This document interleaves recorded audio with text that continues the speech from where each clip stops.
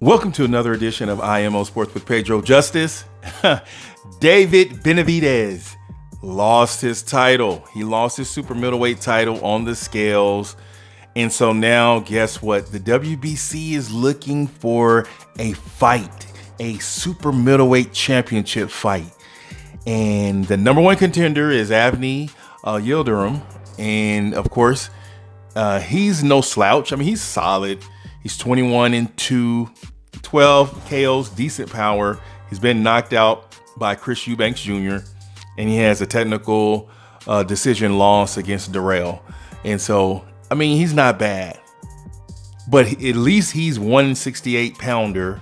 Now, Canelo Alvarez, on the other hand, he won the WBA regular title, middleweight title against Rocky Fielding.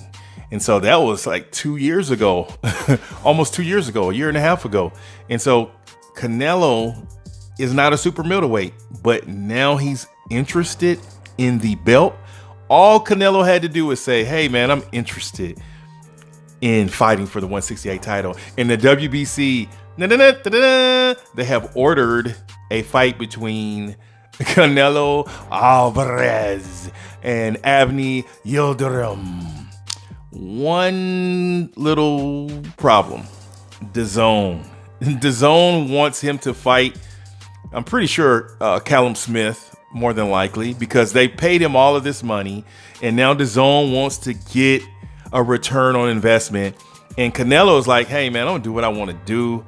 They were unable to get negotiations on a September 12th fight, so now the WBC steps in and says, hey, let's give Canelo an opportunity to get the WBC super middleweight title that David Benavidez lost, and we'll face the number one contender, Avni Yildirim. Okay, fans, listeners, do you want to see this fight?